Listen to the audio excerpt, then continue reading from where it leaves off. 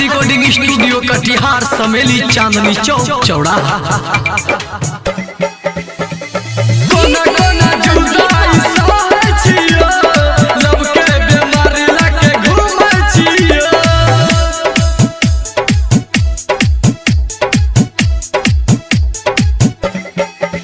एगो गजल ही रहो रजाई नया साल में भेलो विदाई, नया साल में भेलो विदाई। एगो गजली रहो हर जाए नया साल में भेलो विदाई। राम कसम कहे छियो ओकरा बिना जिए छियो, राम कसम कहे छियो ओकरा बिना जिए छियो, सचो कहे छियो सुन सही। कोना कोना जुदाई सहै छियो, लब के बीमारी लेके घूमै छियो। कोना कोना जुदाई सहै छियो, लब के बीमारी लेके घूमै छियो। साथ रिकॉर्डिंग स्टूडियो कटिहार समेली चांदनी चौक चौराहा।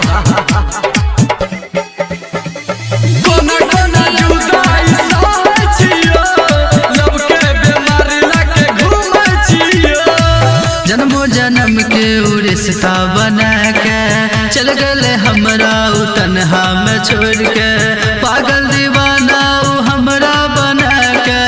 मन करे मर जेब शमशान जाके, मन करे मर जेब शमशान जाके। जन्मो जन्म के उ रिश्ता बना के चल गए हमरा उ तन्हा में छोड़ के, पागल दीवाना उ हमरा बना के। मन करे मर जाए शमशान जाके।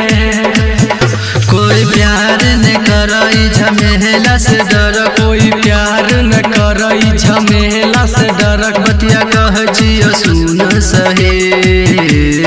कोना कोना जुदाई सहै छिया, लब के बीमारी लेके घूमै छिया। कोना कोना जुदाई सहै छिया, लब के बीमारी लेके घूमै छिया।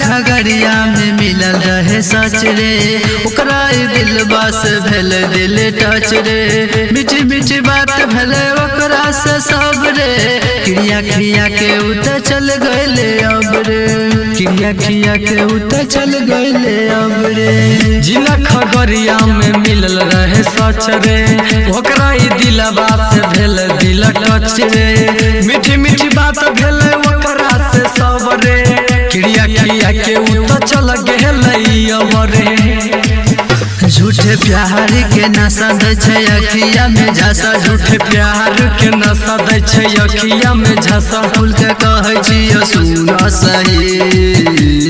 कोना कोना जुदाई सहै छिया, लब के बीमारी लेके घूमै छिया।